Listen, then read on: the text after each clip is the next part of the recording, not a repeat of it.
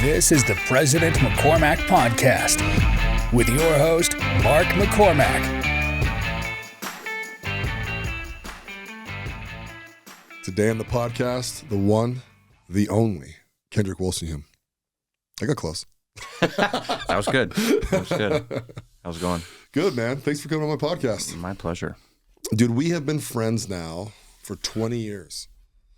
You Longer believe than that. It's been, let's see. Has it been longer than that? We met the summer of 2002 in Glasgow. 21 years. Holy flip. Yeah. Good, dude. We're going to make it. At the 25-year mark here in a couple. Nice. I mean, seriously, nowadays, dude, look at it. There's a lot of people that can't say that, man. This is my friend of 20 plus years. No, it's rare. It's really rare. And it's fun. When on my way down here today, just driving in the car, I was just thinking about all the missionary antics in Glasgow. Yeah. I have this really great recording. I had my mini cassette recorder on me when we were in downtown Glasgow, and we ran into some dude and had a conversation with him. Do you remember that? Was it me and you? Uh-huh. Oh, no. Yeah. It was me and you having a conversation with this man in the street. Yeah. And he was talking about being abducted by aliens and all kinds of stuff. And I have it recorded. I'll send you a copy of it. Okay, yeah. You got it digitalized? Uh-huh. Yeah, okay, yeah. I must have that, yes. Dude, so that was funny too, because I had the mini recorder as well, and I would use it. I would record stuff and then send it to my buddy who was in Venezuela, and then he'd do the same thing to me. So, like, every, 4 months, I get like a tape, teeny tape from him and just listen to it, Yeah, me and my buddies had that. We'd have the tape and we'd pass it around. Like, I'd mail it to missionary A, and then he'd mail it to B, and then C, and then back to me. Oh, cool. And so on, and we'd each record just like 15, 20 minutes and pass it on. Yeah. Isn't that wild? It's basically Marco Polo. Right? But it took a hell of a lot longer. It took a hell of a lot longer. Especially going into other countries. Quite frankly, UK is not bad for mail. Dude, you send stuff to Venezuela, it's like fudging ever. Yeah. I mean, he would record, I think it took 2 months to get me stuff from him. Holy cow. And then when I sent him stuff, you had to send it like really plain or they'd open it up and go through it. Right. Yeah. Pretty corrupt country. It's worse now. Yeah. It's unfortunate. So, now who knows? So Scotland, dude, what was your mission like? Did you love it? Would you go back tomorrow?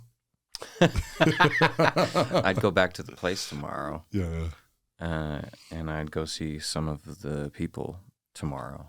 But there's no way in hell I'd ever be a missionary again. Right. It was like anything in life, man. It had moments where it was really, really hard, and then I had some moments that were just some of the best of my life. Yeah. What was your favorite part of the mission? The people. The actual Scottish people or the missionaries? Both. A little both. Just like all aspects of that was, you make friends in every area, and they're the people that get you through to the next area. You know what I mean? And certain missionaries you just click with a little bit more, and those are the ones that make going to district meeting fine. Those are the ones that make you look forward to zone meeting. Yeah. That, you know what I mean? Yeah. No, I felt exactly the same way. It's kind of like, even some of the ones that drove you crazy, it was like, oh, at least he's here. We can mess with him a little bit today. At least I'm being entertained. Right. Oh my gosh! I bet if we went 1, 2, 3 instead of name, we'd get the exact same damn name, dude. So. Yeah, we'd have to bleep them out. Probably. Yeah. So 1, 2, 3, beep. that would be funny. So what was your thoughts when you got called to Scotland? So this back when we were both super LDS guys. We both left the church, but I think, right? Have you left the church? Yeah, I'm not associated anymore. Yeah. But my first thought was, wow, that's a place that I had never even fathomed or considered. Yeah. I thought, okay, probably South America, or I was hoping to go somewhere in Europe actually. Were you? Yeah. But I never considered Scotland as a thing. But once I heard it, I was like, okay, this could be pretty cool actually. anywhere I could have been sent, honestly. See, my Kind of dad, ideal. yeah, my dad was born there, so my grandparents and stuff, right? So when I That's opened right, my mission call, dude, it was like, you would have thought I got drafted in like the 7th spot in the first round. I mean, holy shit. They were going crazy. My grandpa was just screaming, thank you. Thank you. Yeah. Like looking up to the sky, and I was like, oh, this is wild. When I first read it, no, it did say Scotland, right? And then it said to report to press in England. Yeah. Is that the right order? Yeah, it said you've been called to the Edinburgh, Scotland mission. Yeah. You'll report to the Missionary Training Center in Preston, England on blah, blah, blah. Yeah. Dun, dun, dun, dun, dun, dun, dun, dun, dun, dun. Yeah. I'm going to be the best missionary ever. Dude, I thought the same freaking thing. And then I'm going to convert the whole country. Don't worry, cousins. I'm coming to get you. I'll save you all. Dude, it's for anyone out there that's listening to this is not Mormon or has never gone through this, dude. I don't know, man. There's nothing like it. You know, like it's like opening the next. I mean, it is literally the next chapter of your life. So you like pretty much almost everyone lives in the same places growing up, right? Then you go through high school, you graduate, and then all of a sudden it's like, bam, dude, it's mission time, and you're like, oh shit, I'm on a plane. I got to go find all those people that I promised in the pre-existence I'd go find. Hope they're still there. Oh, dude. We could talk. Oh, my God. We could go forever about some of this craziness. I remember being in the MTC, and one of the guys was talking about how the devil tried to attack the Provo MTC, and the Sons of Helaman or whatever the hell came down to protect them. And, dude, the most embarrassing part is I believe that shit 100%. I was like, are you serious? How'd they know? No, the mission president, or the MTC president told everyone to go to bed at 6:30 that night because there was going to be a battle. See, a mission command center, you know what I mean? Like, I actually learned on my mission not to be stupid. You know what I mean? Like, literally, right? Like, you'd hear these stories and you're like, oh my gosh, I believe everything this guy's saying. I believe everything. And then eventually you're like, oh, people lie.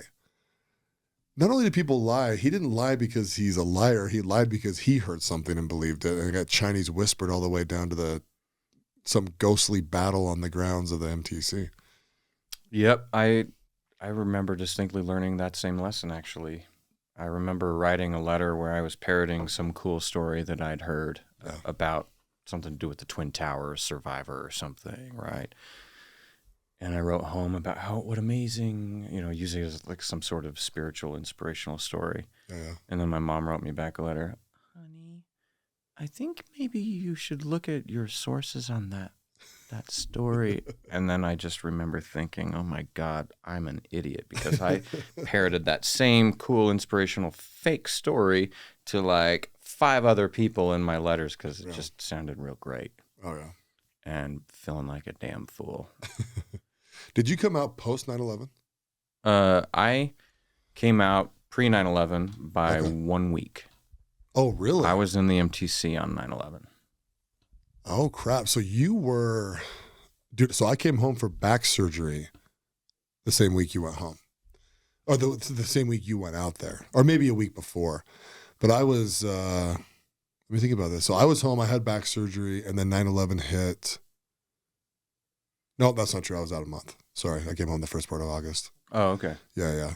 So you were home for 9/11? I was home for when 9/11 actually happened, though. And then you went back? Yeah. Okay. Yeah. So I went to Delta for 6 weeks to make sure I could handle being a missionary.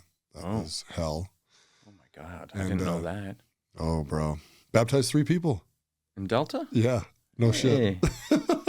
They're all like 9 and 10-year-olds, right? They're all parents are inactive and whatever. Perfect targets.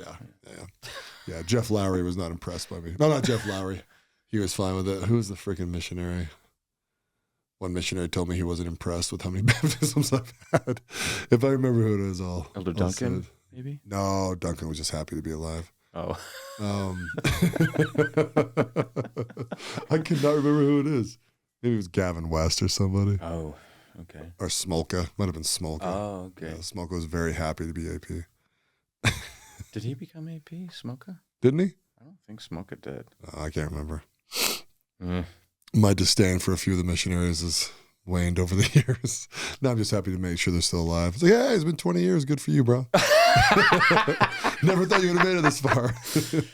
No, I look back on some of the missionaries that I may have had some difficulty with, and with a different perspective, I'm like, oh, he was just having a hard time like I was in a different way. Yeah. Oh, that's a lesson to learn. Yeah. I'll tell you, dude, we were joking earlier when you're like, I'll be the best missionary ever. Dude, so I was the first one in my family to go on a mission, right? Like extended family and everything. So I go out there, and I think it's like that. Everyone's waving to you. It was weird that there wasn't that many Mormons. Like I started meeting people that were, I grew up in Utah, right? So it's like everyone's Mormon here. And yeah. It was like wild adjustment the first month, an absolute wild adjustment. Yeah, it's probably one of the first times I wanted to quit something, and but then I also had the resolve. It was like, well, I'm not going to show my face back home for 2 years. So, yep, that was me too. That was me too. I'm like, no matter what, no matter how bad this is, I'm in it for 2 years because I cannot go home before then. What a fun little experience. What was the hardest part of your mission? Or moment? My hardest moment was probably my first interview with the mission president after I'd been out on my mission for a little while. Got in and then get sent out with my companion, and then it was like about a month before zone conference and interviews and all that. And I was having a hard time because, I was just having a hard time for a lot of reasons, but some of them had to do with my companionship difficulties. And I remember just having a hard time and feeling like a real sense of relief that I could sit down with someone who would understand and has a direct link to God and my soul, and he'll be able to help me. And so I talked to him about my problems, and instead of getting help, I got reprimanded. I mean, I got ripped a new one for being prideful and how I needed to just beg the Lord for forgiveness in my heart, blah, blah, blah, for whatever. I must have. and man, he had me in tears. And I just remember walking away at that moment feeling just more alone than I'd felt like probably ever. Yeah. And then, so the hardest parts of my mission were moments like that where I felt like there was something wrong and nowhere to go and no one to talk to about it. And that, not only that, but whatever the problem is, that it must be me. Yeah. I'm somehow the problem. Right. And so, spinning in your head about that. Did that moment hurt your relationship with the president? No, but I wouldn't say it hurt it with him. But it did draw a really firm boundary on what I could talk about and what I couldn't with him. Yeah. You know what I mean? Yeah. So I adjusted and I developed what I considered a good relationship with him. Yeah. Eventually.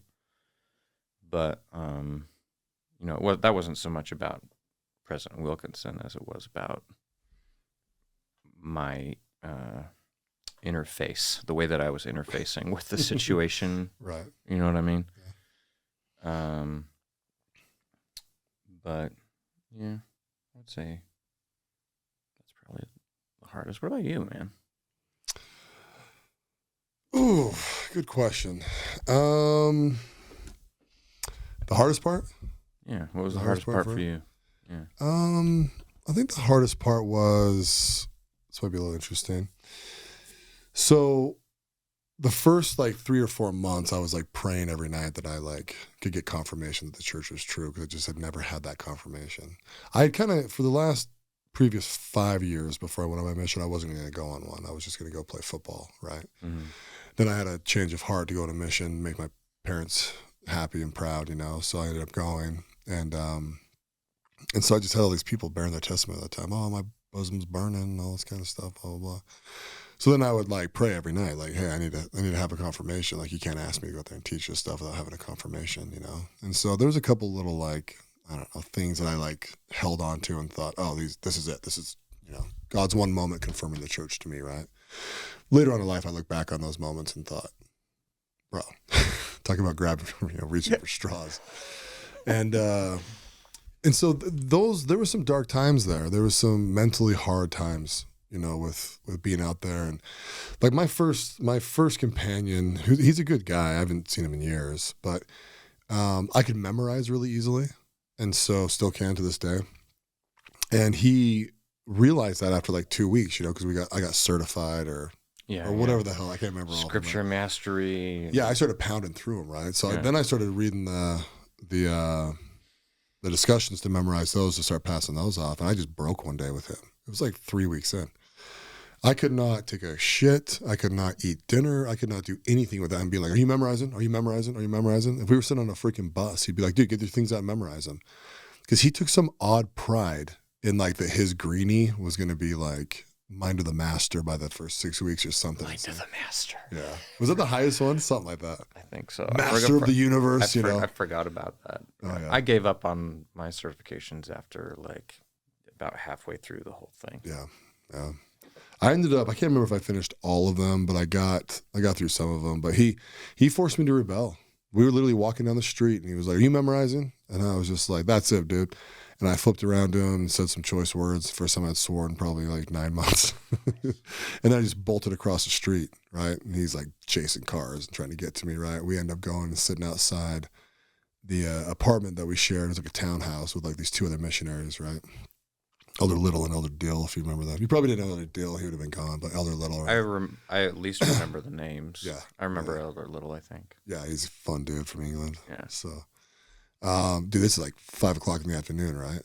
And so my companion comes around, and this is kind of funny, but he's like, hey, we need to talk about this. And I was like, get out of my face or I will beat the shit out of you, right? So he just like walks back to the front of the house. I'm just sitting in the back. Hour passes by, and he won't let me in the house. That's what's going on, right? So, Elder, we stay out till 9:30. I don't care about, I'm like sitting there. So I find a brick, and I'm like, do I send this thing through this window? If I went back in time, I would have sent it, because I'm like, oh, window, who cares what this thing costs? You know what I mean? Back then, I was like, oh, it's going to cost me some money. You know what I mean? And I'm like holding this brick, and he comes back, and he's like, Elder, we need to talk about this. It's immature, starts kind of ripping into me. And I just looked at him, and I said something. This is pretty close to verbatim. I said, you have made my life so miserable that the second I open this door, I'm going upstairs, packing a day pack, grabbing my credit card that my parents gave me, and I will be home in 36 hours. Fuck you. And the look on his face, too, was just, because, we didn't say the F word back then all that often. The first time on his face was like, oh shit. Go ahead. I was just going to say the first time I said the F word on my mission was at you. Do you remember that story?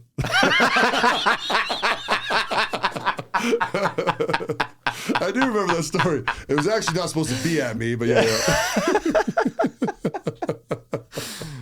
Anyway, so go ahead. Tell me the story. No, let's see. You were the zone leader now. I was the district leader in Glasgow. You were living out in Dumbarton. Yeah. I had just been made the district leader. I was training Elder Richards. And who were the missionaries in Drum Chapel? I don't remember. Elder Jones and Elder... some English chap. I don't remember. Grant? Was it? No. No, I can't remember. I don't remember. Anyway, we stopped by and played a little prank on it where we put a little, pan of water up on their door, so when they opened it, got them wet. Anyway, you called and started ripping into me, saying that President Wilkinson had called you, ripped you a new one, wondering why missionaries in his zone were messing around like that, or in your zone. And I was like, oh, shit, I'm in trouble. And then you started just laughing hysterically, and I'm like, oh. You were putting one on. Yeah. And I was like, God damn it, I don't need to take this fucking shit. Hung up. Dude, you know what? I kind of vaguely remember that, dude. Because I was like, shit, the mission president ripped me a new one, but that doesn't sound like me. No. Oh, bro. Dude, I got in trouble by him a lot. So I don't know if you remember this. I'm the one that started the whole call into someone's apartment and changed their voicemail. Do you remember that whole thing? Yes. Dude. So back in the day, for people listening to this, we had these like digital like answer machines basically, but no one ever changed them. Oh, you changed them, but like you never want to change the password. So if you called in, you just had to hit 1, 2, 3, 4 pound, and bam, it's like welcome to the menu. And so you would just change it, dude. Oh my, I got the biggest kick out of that. I'd call up and be like, "Hello, you've reached the missionary," just some stupid idiotic accent, or I'd say something retarded on it, just like it was just like I don't know. They were hilarious. Well, I was doing it to everybody. And so one day, dude, we're sitting there baking cookies, right, to like take them out to people or whatever, right? It was me, Summer. It's a great activity to pass time and have fun. At 10 a.m. on a Wednesday, yeah. Beats the hell out of street proselyting or whatever, chapping or whatever we called it. Yeah. No, what do we call that? Chapping. Was it chapping? Yeah. Okay, chapping. The mission president goes, Mark, or it's not Mark, Elder McCormack. I'm like, yes, President. And he's like, we have a problem. There are elders breaking into other people's houses and changing answer machines. Dude, when he said that, I was like, oh. And he goes, do you know who's out there doing that? And I go, yes, I do, President. And he goes, who? And I go, it's me. Dude, it was quiet for what felt like 3 minutes, but it's probably only like 8 or 9 seconds, dude. But it was like an eternity, dude. And like he gets that stern voice, right, which you've obviously had a piece of. Oh yeah. And he just goes, today's the last day that happens. And I was like, understood. And he just like hangs up on me, right? And I'm like, all right, well, I'm not going to call any more answer machines. And it's because one of the missionaries thought that someone broke in their house and changed their answer machine, which I'll leave him unnamed. I'll tell you who it was later, but it's like, are you freaking stupid? Yeah. But yeah, I'd like to get into that. Oh, here's another time that I kind of did what I did to you. All right. So our boy Tim Pearson wants to go in and talk to the mission president, right? So I go into Glasgow with him, right? So we go bouncing in there. Was it for his problem? Oh, I do love that. I have no idea what it was for.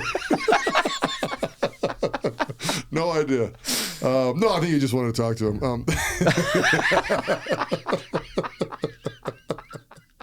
So, dude, so we're in there, right? And like, I kind of played that line between like fun missionary and like, being a hard ass, good missionary, hard ass or whatever, right? Yeah. You were a hard ass sometimes. Yeah, I was. Yeah. And so, but like when I didn't have to be, it was the best, right? Like zone conference or like, freaking church or something like that, right? It's like, I can just be fun. So we go to the mission home, dude. And I go upstairs with like the 2 missionaries that like sort the mail, office guys or whatever, right? And I'm talking to them, dude, and this meeting's going forever. Right. By the way, it went like all day. We like slept over there. It was only supposed to be a couple hours, right? They must have been discussing like future plans or something. And so I'm like, hey, does this? And I find a list of every flat, right? So I also knew a couple of guys who had cell phones, which in our mission at the time, those were banned, right?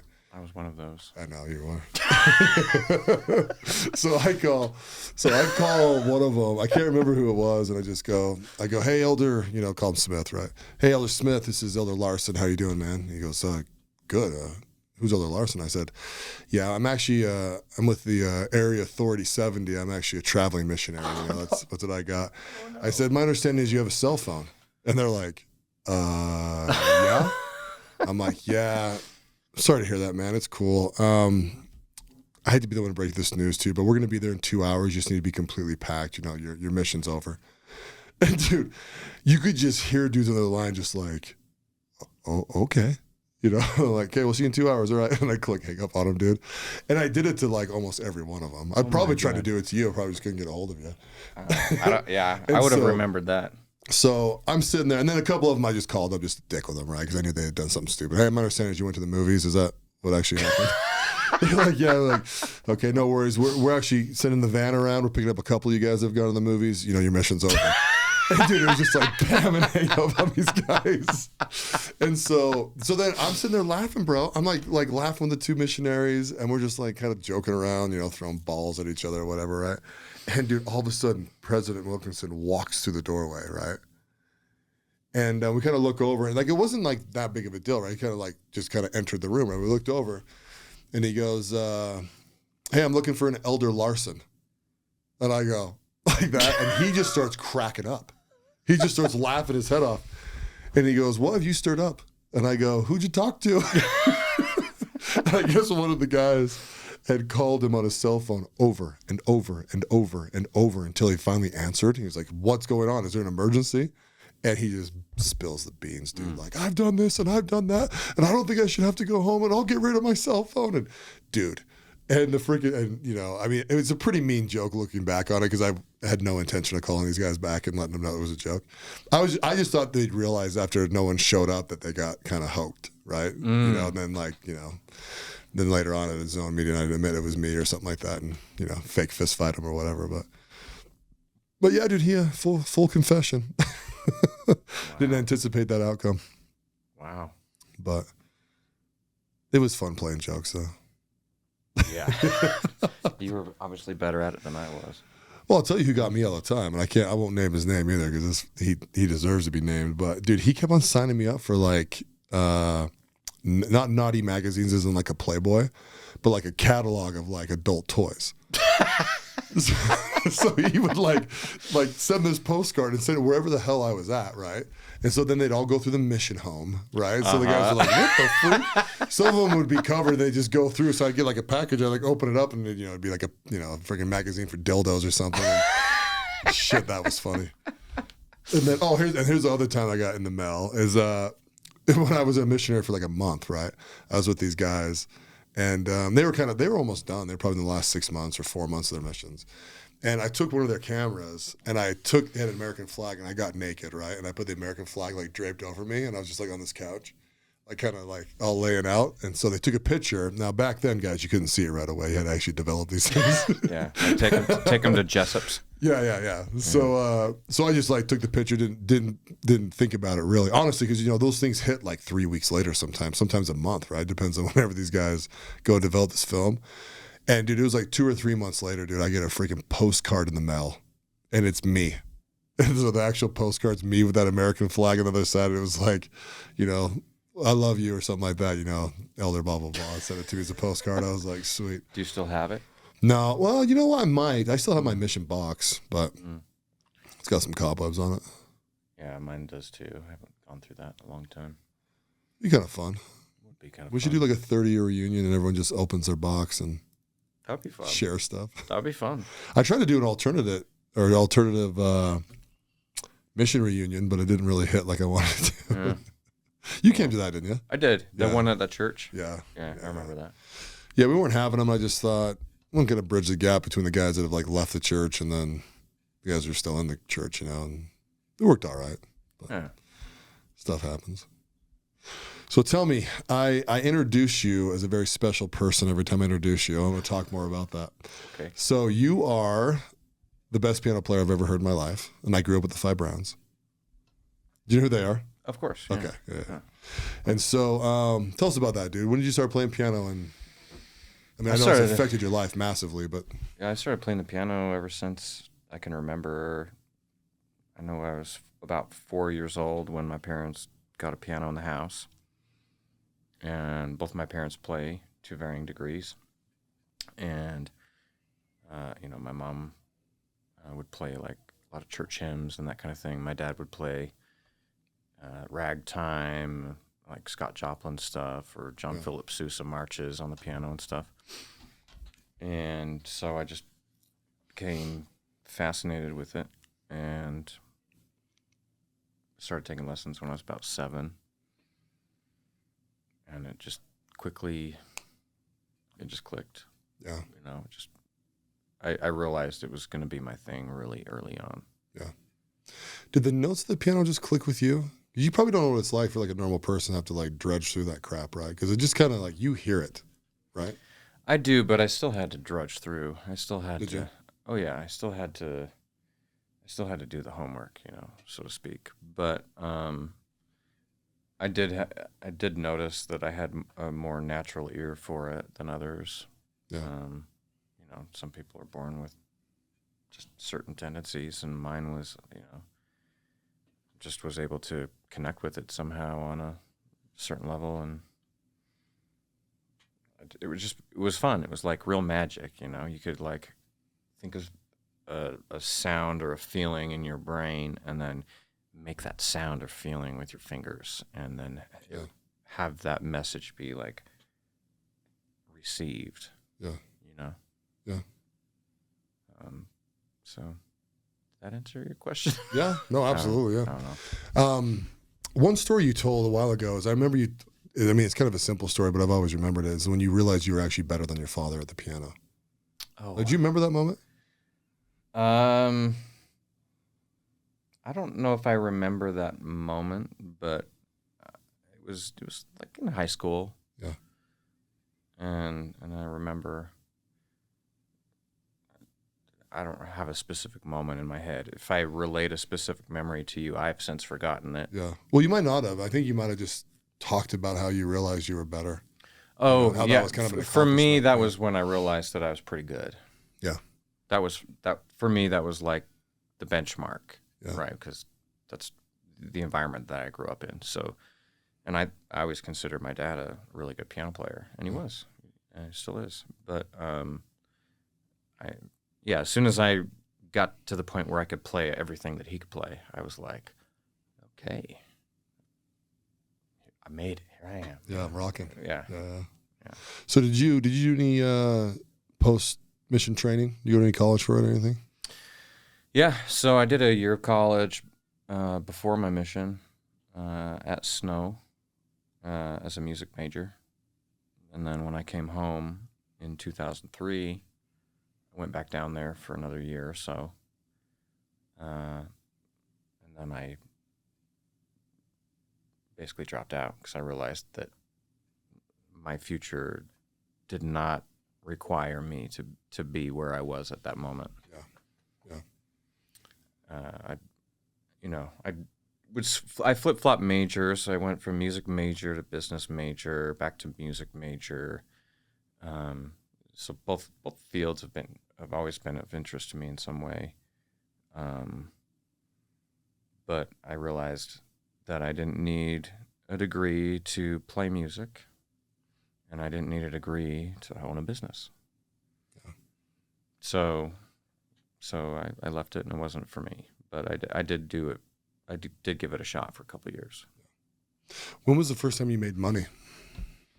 With playing the piano? Yeah. I think I was about 14 or 15.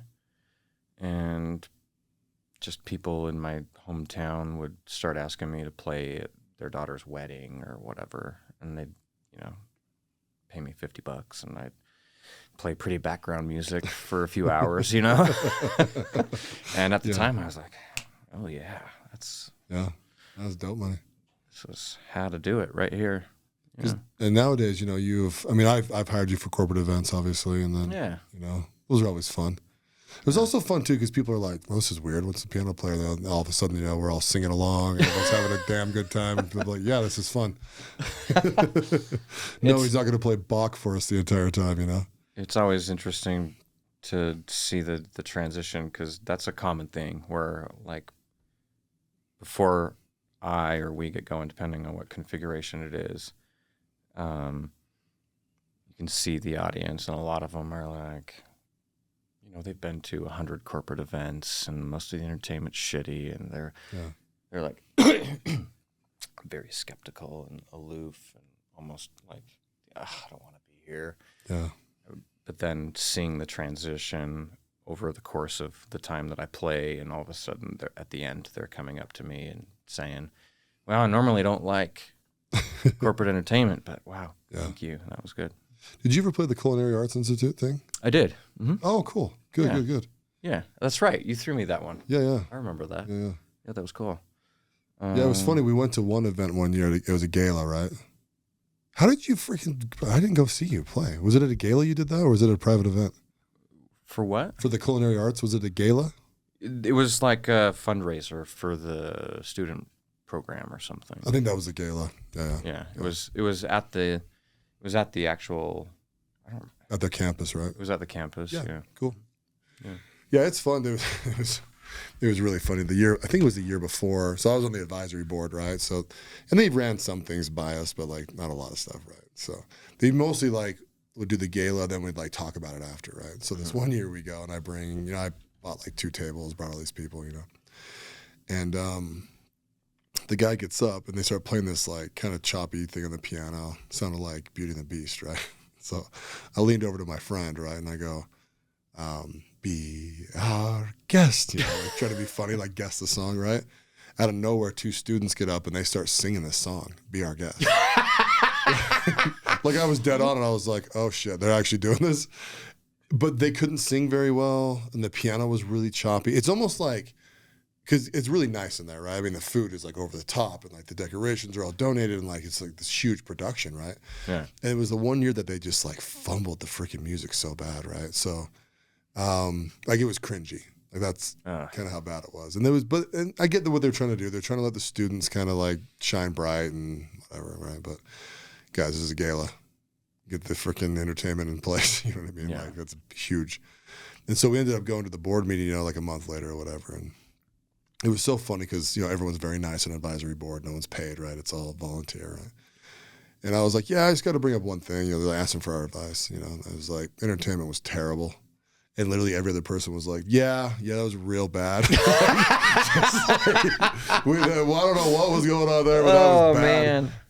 That's rough. And so I'm like, all right, guys, I got the perfect person, you know. So then I just recommended you. And I think they hired you the next year for sure. Yeah, I remember that. Yeah, it was good. They pay well? Yeah. Good. Yeah. You never know with those From what I remember. Yeah. Anyway, I mean, if it's not worth it, I don't take it. Yeah. Mm. Yeah. So. Yeah, I don't need to. Yeah. So you are, so who's your favorite artist of all time? Is it? Hands down, Billy Joel. Okay, I was going to say Billy Joel. Yeah. But you play a lot of Elton too, right? Love Elton. Any good piano player, man, in any genre. Yeah. I really like from jazz to country to rock and roll to classical. Do you like Gaga? I definitely respect her artistry. Okay. And I like some of her more natural sounding productions. The poppy ga ga ga la la la stuff is not really up my alley, but yeah, she's talented as hell. Yeah, wildly talented, right? Yeah. So who would you say nowadays is a good piano player that's popular? It depends on what you consider popular. Well, I mean, like you could hear him on the radio. You know, they always say like guitarists, like, oh, that guitarist is amazing. Like to me, I always tell people, I'm like, guys, you need to understand John Mayer is one of the best guitarists you've ever heard in your life. Mm. And people will like kick on that a little bit because he has pop music, right? You know, like Your Body's a Wonderland, right? Like kind of a lame song. He admits it's a lame song, right? But his blues and like the dude plays. I mean, the dude's an amazing. He guitarist. jams with the Dead. He knows his way around the fretboard. Yeah. Is there a piano player that's kind of equivalent to that? In terms of like modern, famous, huge artists, not really. Not really, right? But I mean, there's plenty of super talented people that have reached great levels of success, but just not pop artists. Because I feel like, so even Billy, I went and saw Billy a couple of years ago at Allegiant Stadium down in Vegas, right? Nice. I was the youngest fan there. But like even Elton John, right? I mean, you look at, Billy Joel and Elton John, they both like have their piano. Like that is part of them, you know, like they write their songs on there, you know, they're very piano driven and like, I don't know, it's like hella impressive, right? I mean, you watch Elton John. I was listening to "Don't Let the Sun Come Down on Me," right? With, great song. Yeah, him and George Michael. And just like you actually watch it on YouTube, right? And, you know, George Michael starts off and he introduces Elton John. You know, I've never actually seen the video. Oh, you haven't? Oh, it's cool. It's just in a concert. I've only heard the recording. Yeah, but you know, he's like, Mr. Elton John. Da, da, da, da. I love that song. I actually learned that on the piano at one point in my life. No way. As an adult, I learned it on the piano. That's impressive. I know 2 songs: Ben Folds Five's "Brick" and "Don't Let the Sun Go Down on Me." That's awesome. Not too bad, huh? Yeah. Better than Chopsticks. Impressive. But yeah, I don't know, man. That's why I was asking you because you're more of an expert. I just look at artists nowadays and I'm like, I don't think there's a dude on a piano just playing songs.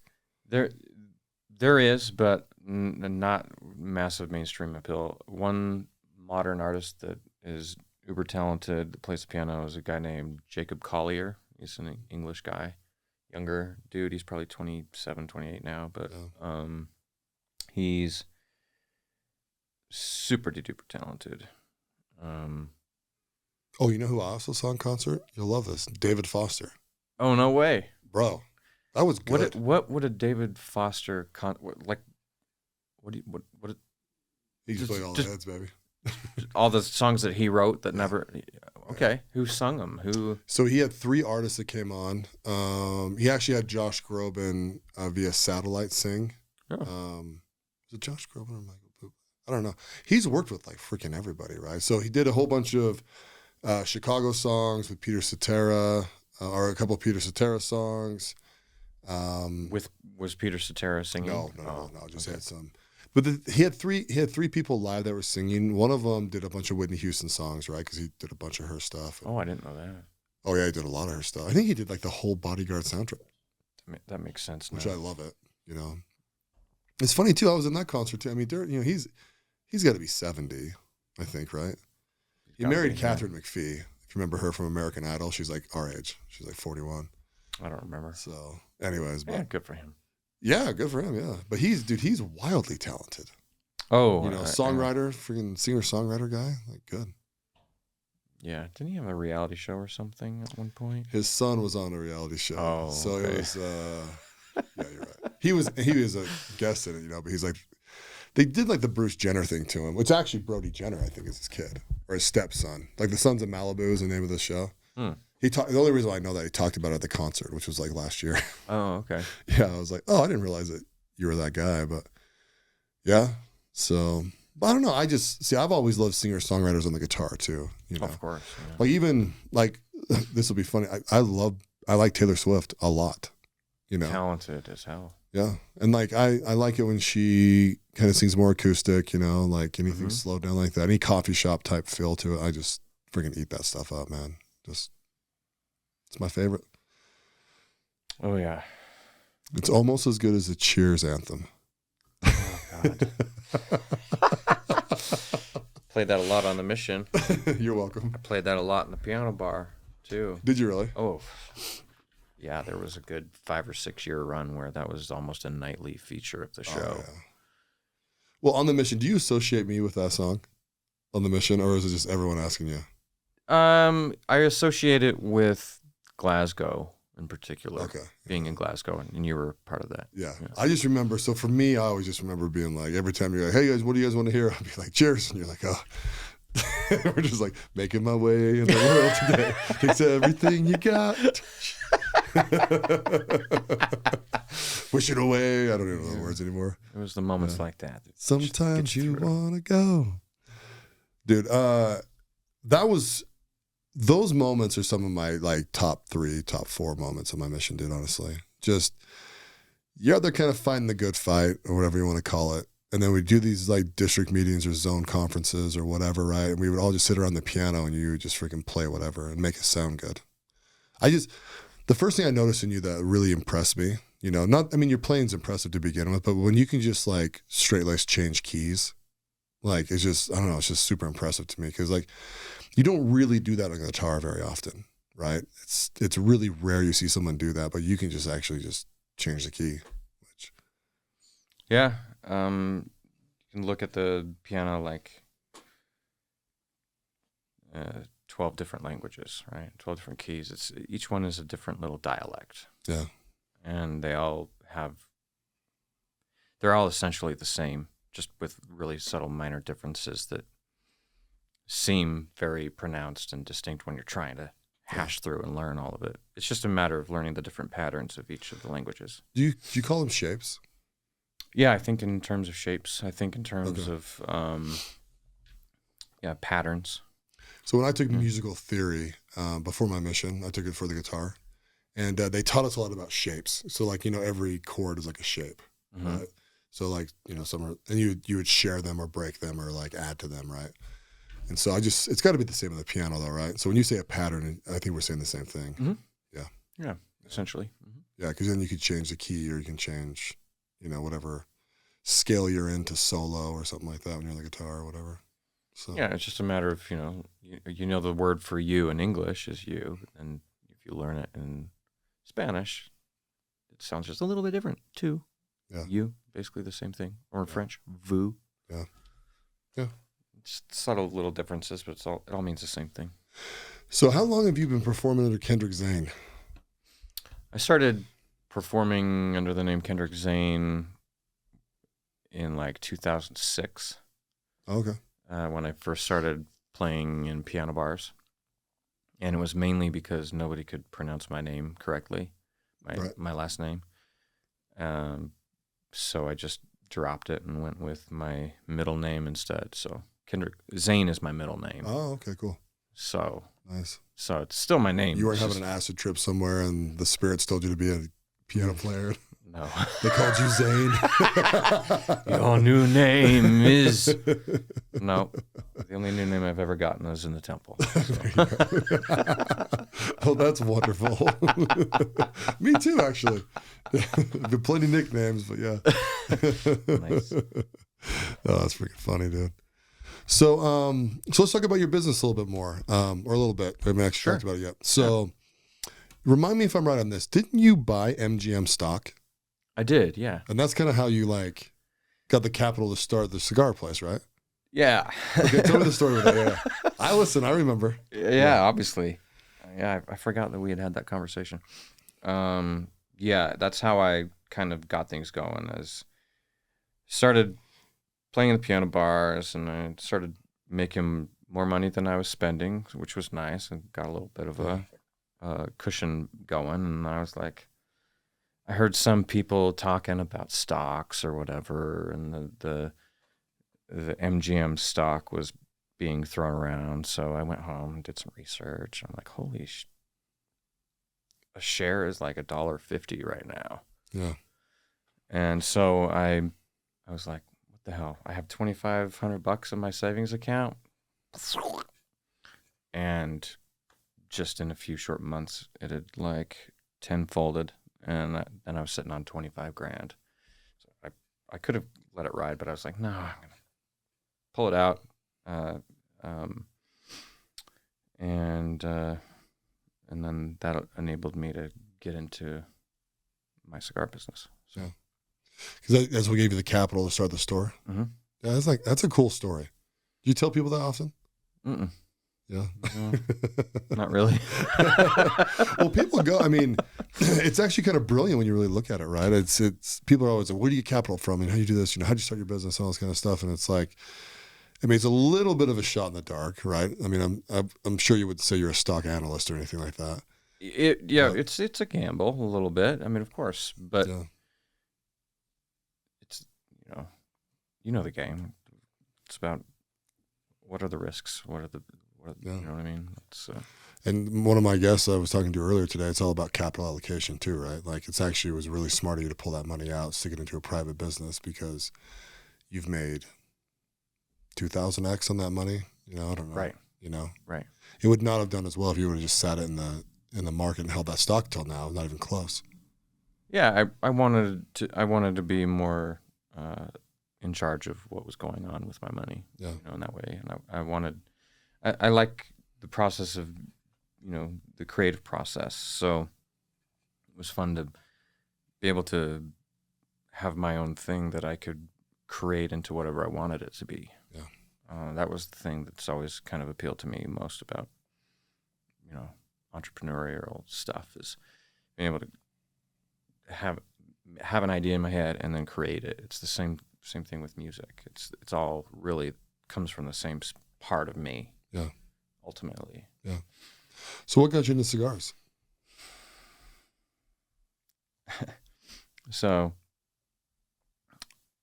this is an even crazier part of the story.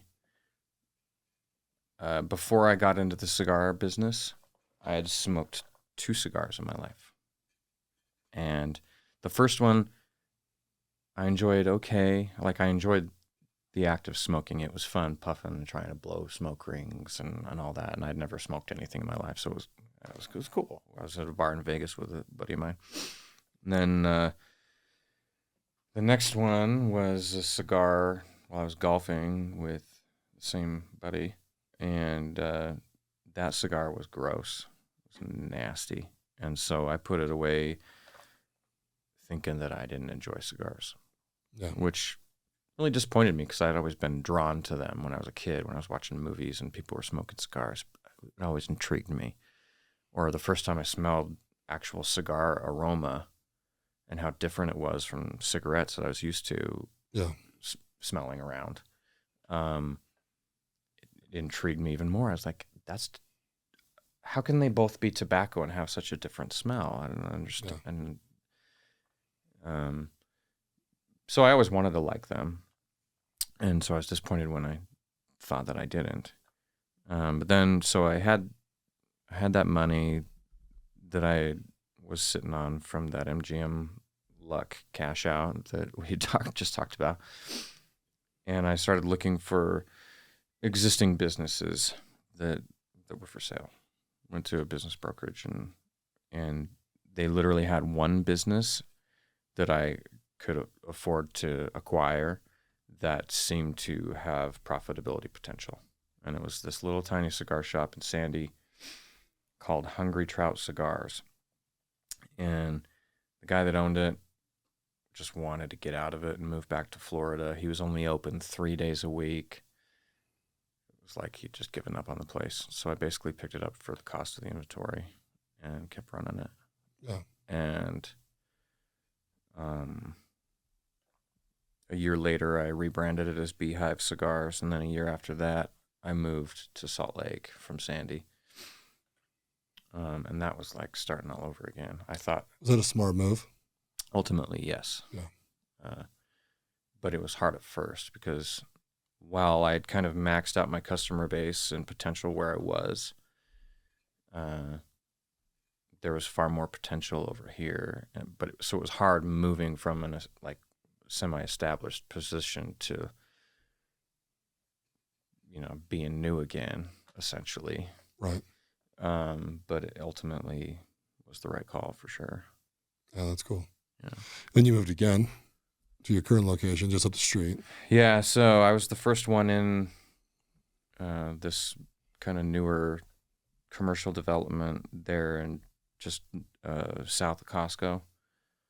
And so I was basically, the parking lot was mine. Nobody was complaining about the cigar smoke from our courtyard patio. Yeah. Then as things kept growing and more businesses moved into the complex, then I became the pariah of the strip mall because people were coming to go get their nails done over here and smelling the cigar smoke. Yeah. And so that forced me to move again, which also was a boost. So was it? Yeah. Because now you have like a private club on there. Yeah. Which is super fun. Now it's its own isolated building, so there's no neighbors to complain, and gives me a lot more just freedom to operate how I need to. Yeah. Did you buy the building, or did you just lease it? Just leasing. I wanted to buy it, but the landlord wasn't going to sell it to me. So. Yeah, that happens all the time. So what about expansion? You opening a second store? Is it worth it? Is it? No, I started thinking about expansion a few years ago, and honestly, running a tobacco store in Utah is stressful enough as it is. Yeah. I decided that I didn't want the stress of having 2 tobacco shops in Utah. Yeah. And so, but thinking about expansion, how can I branch out in other ways? And so that's when I decided to go the route of making my own cigars and selling them to other cigar shops. Yeah. And so a buddy of mine who was running my shop for me at the time, he and I partnered up and founded Apostate Cigars and launched that a couple years ago. So. Oh, cool. Do you mind if I ask, how much capital did it take to launch a cigar brand? Well, you can do it with any amount, really. It just depends on how you want to do it, I chose to take kind of the slower build approach rather than throwing all the money in at once. Yeah. And so I was able to get going for $100,000. Okay, cool. Yeah. Yeah. It's interesting out there because, so we launched Spirit Brands, right? And yeah, you can launch for as little as 40K, or you can go, well, you can go millions if you really want to Sure. make a splash, right? Yeah. How much do you want to spend on marketing blasts right when you're a new guy? Yeah. I like making a game out of it. Yeah. Right. So it's like, if you think about the game of Monopoly, you only start with a certain amount. So I like having in my head, okay, I want to see what I can do with this amount. Yeah. And try to make this thing grow without having to put more money in, if I can help it. Yeah. Just that helps me kind of maintain my focus and vision on what it is that I really want to do. Yeah. And what I really want to do is just create a quality product that people enjoy. And I trust that doing that is going to, Yeah. the business building will follow that.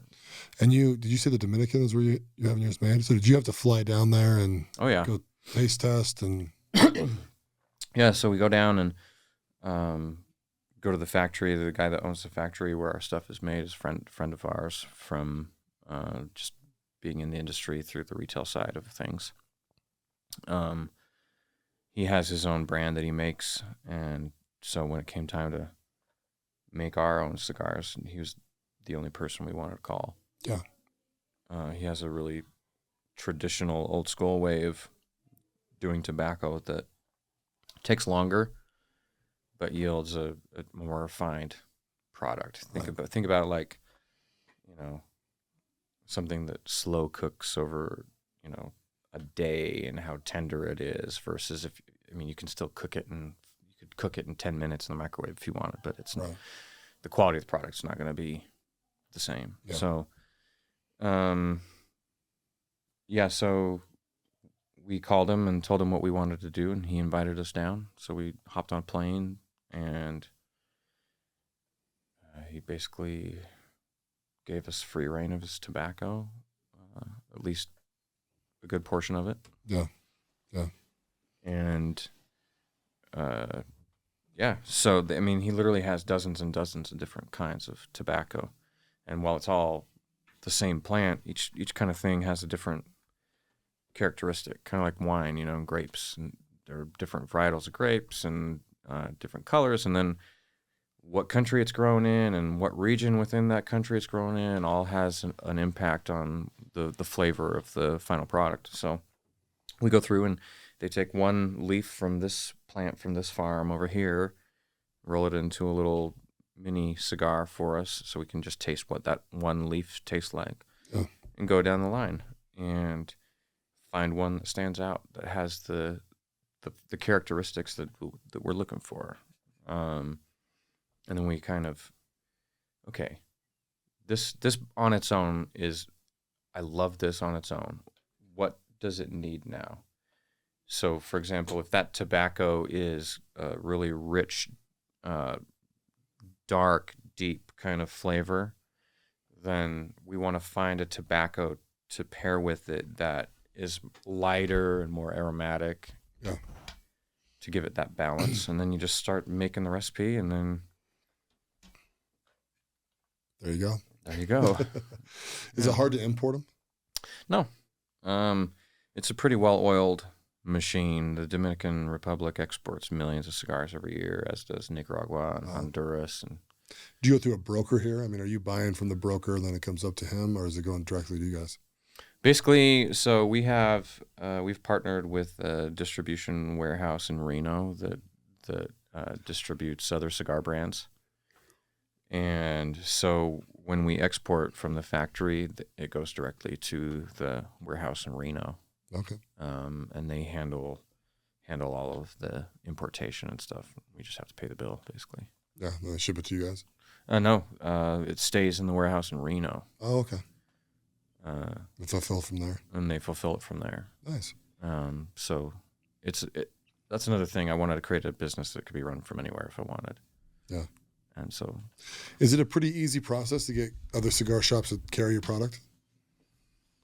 That varies. Some of the accounts that we have were relatively easy, I would say, and some of them Harder. we're still working on, Yeah. What's people's hesitation with that? They just carry enough brands so they don't want to add another category, or? It's a different reason for everybody. Some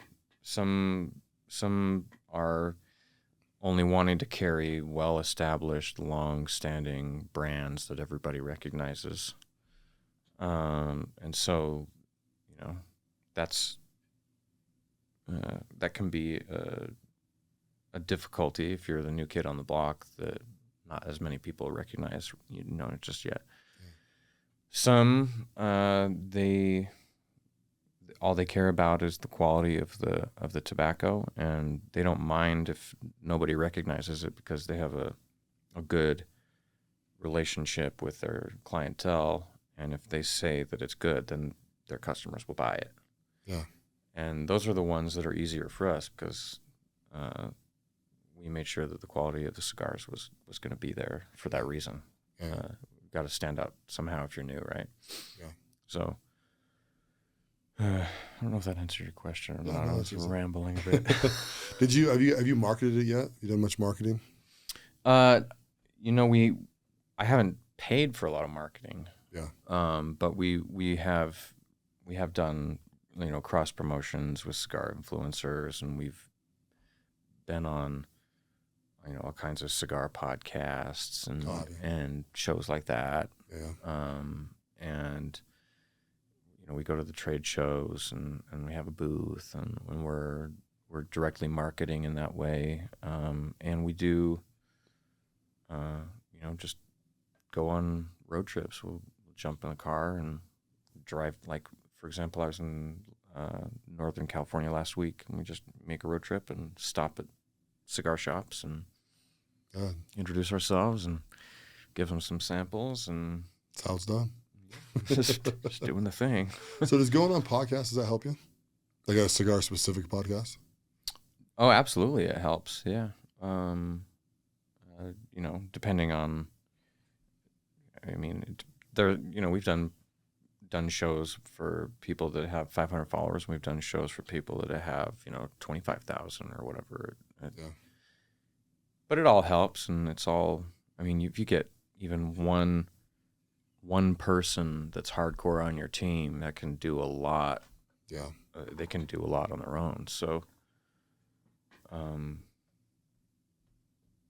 I would say it's definitely beneficial. So far, so good with it, though, right? How long has it been launched for? We first hit shelves December of 2021. Oh, okay. So cool. we've only been on, we've only officially launched for a year and a half now. Yeah. Are you happy with the growth? Yeah, it's growing slow and at a sustainable pace, and it's starting to pick up the momentum. Oh, cool.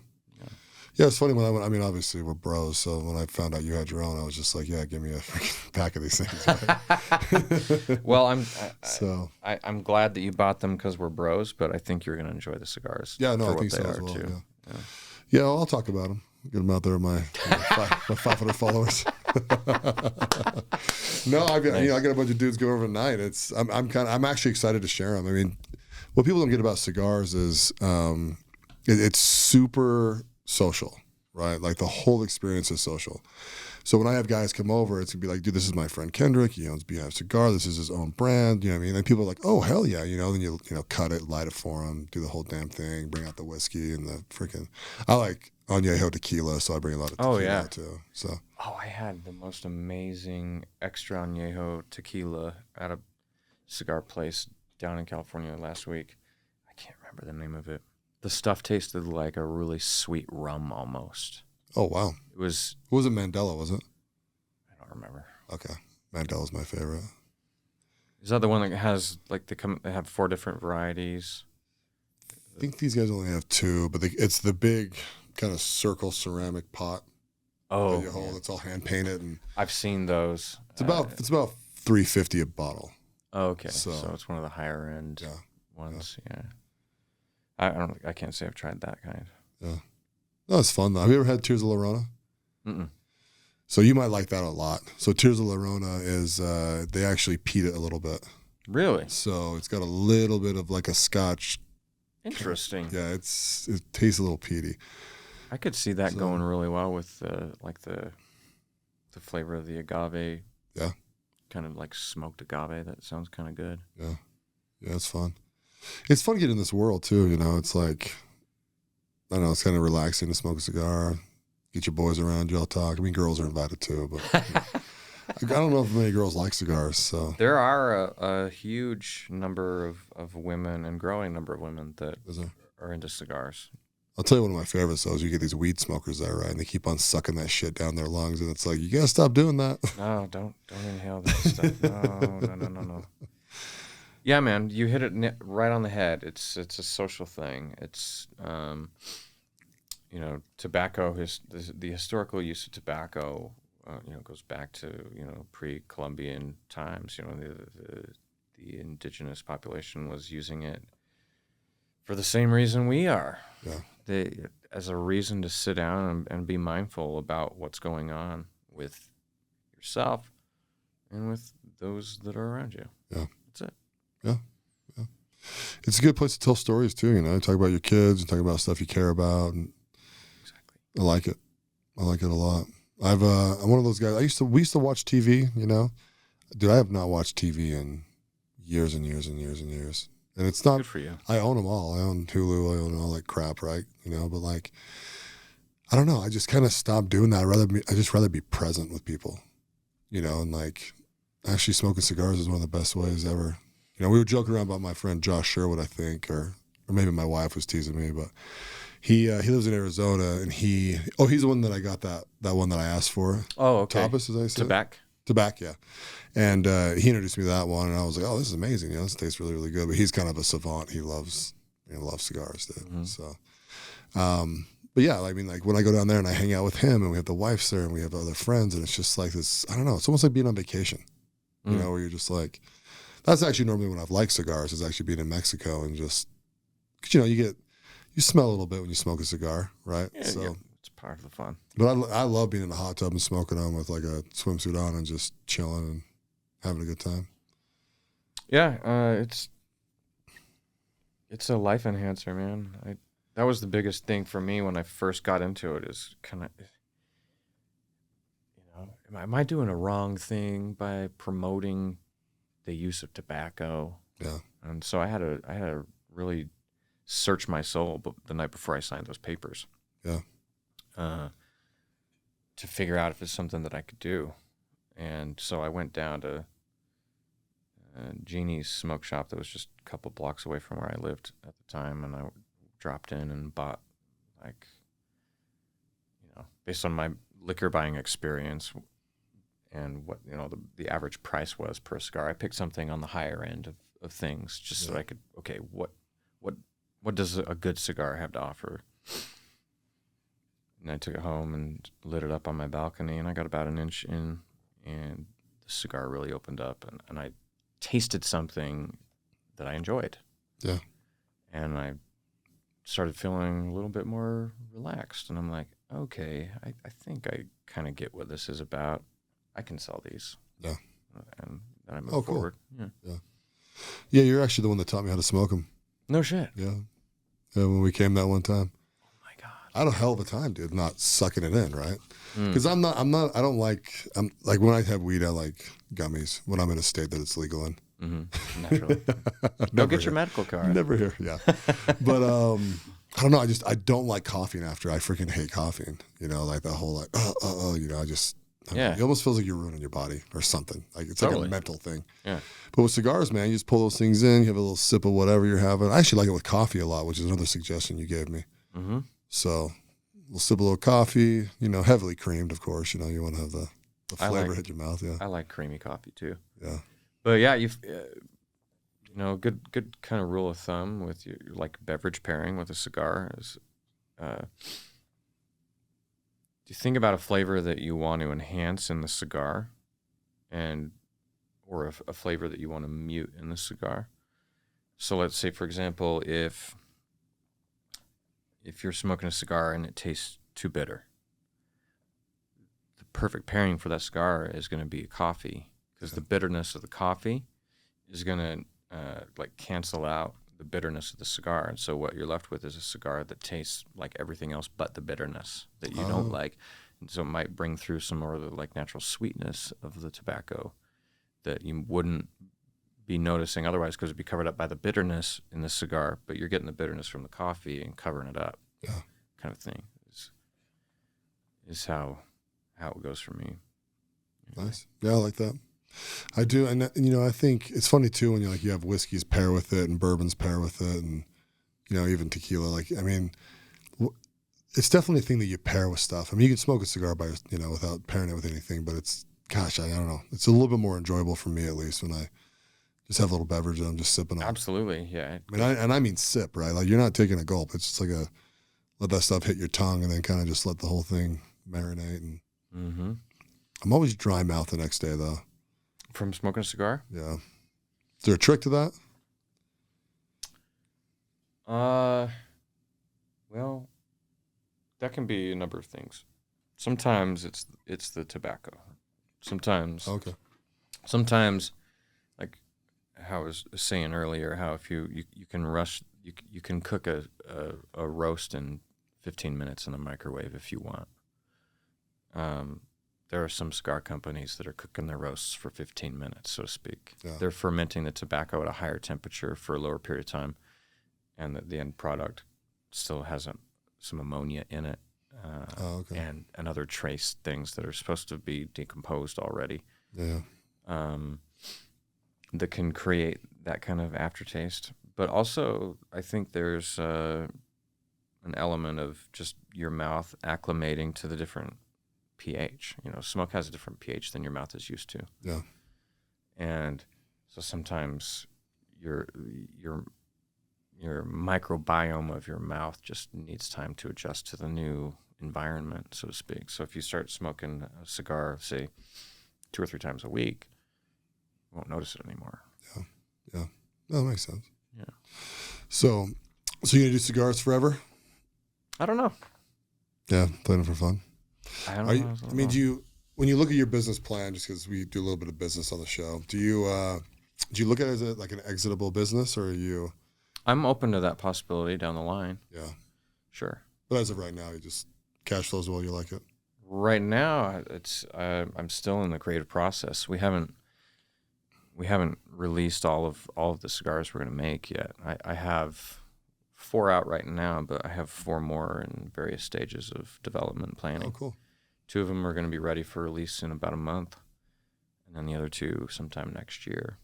Once the full portfolio is out, then that's when we can ramp up the full kind of marketing idea and really kind of grow and maybe hire other salesmen and other territories and really just kind of move it. Nice. Yeah. And that's cool. But I mean, honestly, it's the kind of thing where I'm not doing it to dump it. I'm doing it because I'm just enjoying it. Yeah, you're still super passionate about it. Yeah. It's fun. Yeah, and you still sprinkle in obviously about piano gigs here and there. Mm-hmm. Got one tomorrow actually, and a couple more in a couple weeks. And how many do you do a month? Average, probably 1 to 2 average right now. I'm not super busy with it. I used to do 3 or 4 a week. Yeah. Back when that was my main thing. Do you like mixing them in? Does it become burdensome or? Sometimes it feels that way. When I'm thinking about hauling all my equipment out and setting it up and waiting around and then having to tear it all down. But then when I start actually playing the show, I remember. Yeah, I love this. Hell yeah! Oh wait, I like doing this.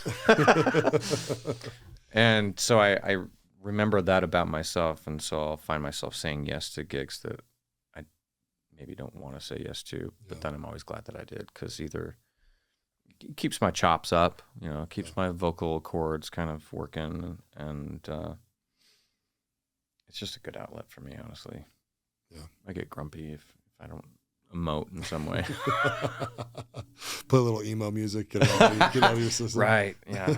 Play a little Creed. Sugar, I'm going down swinging. So is there anything, got to end in the podcast a little bit, is there anything in Like on the piano, you think you can't play? Of course, man. Really? Oh yeah. I mean, well, depends on what you mean by that. I think that I'm capable of learning a lot more than I'm capable of playing right now. If I wanted to take the time to hash it out, but I will say that I am pretty happy with what I can do, and but music and the piano, it's like a world of infinite possibilities. There's always going to be a new way of doing something, and so for that reason, it's held my interest as long as it has. Yeah. You know. Yeah. Plus, it's good to be expressive, right? Like a lot of different people have different outlets. You know, I write a lot, so like that's what I like to do is kind of write. And What do you write? Like journal? No, mostly poetry. Oh, no So, shit. yeah. Do you ever share it with anybody? Yeah. If anyone wants to listen, yeah. There's actually very few poems I won't share, but I only share with people who are interested, though. So Well, I'm interested. let's do it. Yeah. Son of a bitch. Mark the poet. I know, isn't that wild? I was actually, the first time I was published was in high school. Wow. So, but here's my thing with poetry. Poetry to me is like painting, like, right? It's like painting modern art, put it that way, right? Like, it's so subjective on if it's good, you know, because some people will be like, well, are you good at this? And I'm like, depends who you ask, man. I mean, the only thing I do with poetry is when I tell people how to write poetry, I just say, listen, you want to tell a story, and if the person can read your poem and they get close to what you're trying to say, you've accomplished it, right? Mm-hmm. But if you write a poem and they read it and it's just wildly off and it's not what you're trying to say, it's not the point, it's not the emotion you're trying to get across, like you didn't write it very well. Mm. And that's really the difference to me. But then, you know, is poetry good? It's like, I don't know.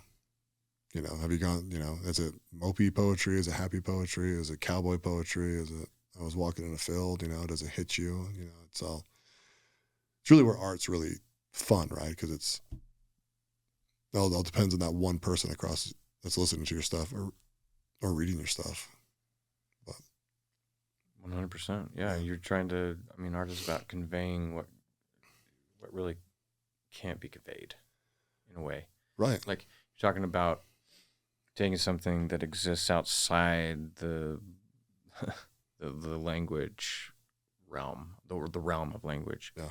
And you're trying to like make it fit in some way, some way that, you know, make it fit with words, for example, in poetry, or make it fit with music, or, you know, I think that some people express art through sports. I think sports can be an art. Like there's I think artists in sports. Or even like public speaking. Sure. You know, like comedians, right? I mean, absolutely an art form. But even motivational speaking is an art form. You know, like, can you rally an emotion in someone to have them walk out of this thing wanting to do more than they do now, you know? Kind of an interesting question. Yeah. Yeah. It's basically the same thing. You're conveying like a, I don't know how to describe it. It's like a kernel of something that can grow inside somebody. Yeah. Yeah, a little seed or something. Yeah. Planting my seed in you. So hot, man. So hot. About to take my shirt off. Well, my friend, at the end of these, I always ask everyone for their best 2 minutes of advice. 2 minutes of advice It could be from 30, me? Could be 30 seconds, could be longer than that if you want, whatever you want. What's your best advice? For who? Normally I let the people pick that, but you can, whatever you want. Oh, man, I'm scared to give advice unless... you know your audience? Yeah. Let me give you a target. So your kids, right? My kids. Your kids, right? Say you're on your deathbed right now. Not too morbid, right? But like, yeah. What's a couple principles you just say, I want you to know these before I go?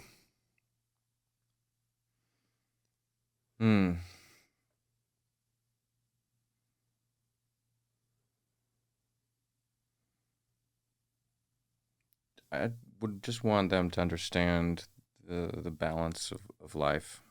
And I'm still trying to understand that as best I can, too.